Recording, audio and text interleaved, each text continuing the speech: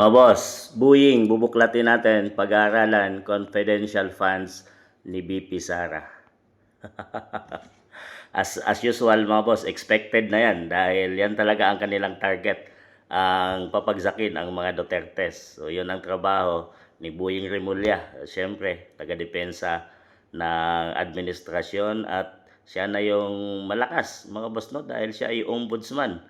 So dito malalaman natin kung gaano talaga katibay si BP Inday kung maitawid niya hanggang makarating siya sa 2028 at malampasan niya ang lahat ng gagawin ng administrasyon, dahil gagawin nila ang lahat, mapigilan lang si BP Inday sa pagtakbo sa 2028 election mga boss. This year 2026 ang kanilang pinaka-target talaga, dahil next year 2027 masyado nang mahirap mga boss, at nalalapit na ang paghuhukom noon mga boss, at marami nang titiwalag doon. So dito ang kanilang taon na pupirsahan nila at pupursigihin ang lahat, gagawin nila ang lahat ng kaso isasampa nila. Confidential funds 125 million bubuklatin nila mga boss, at talagang halata mo na Dutertes lang talaga ang kanilang tinututukan sa administrasyon na to, dahil ang mga flood controls scandal or corruption, budget insertion under PBBM administration ay hindi nila binubuklat at hindi nila inaayos, inasikaso mga boss, at talagang hanggang ngayon ay nililihis nila ang lahat ng mga usaping ito para mapunta at ma-divert sa ibang usapan.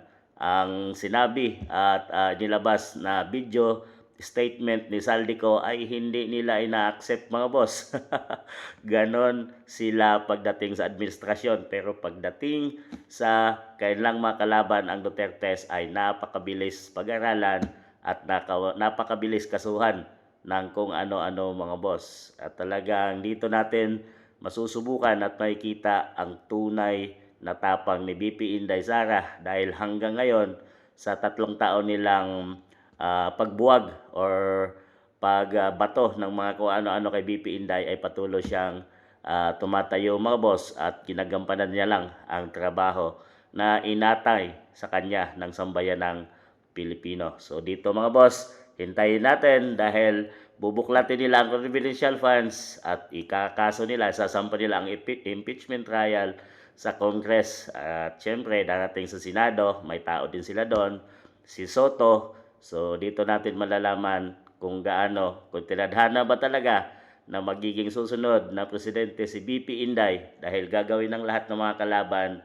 hindi lang siya makatakbo sa 2028 election. So anong masasabi nyo tungkol sa confidential funds ni BP Inday laban sa pinakamalaking confidential funds ng Pangulo na billions mga boss?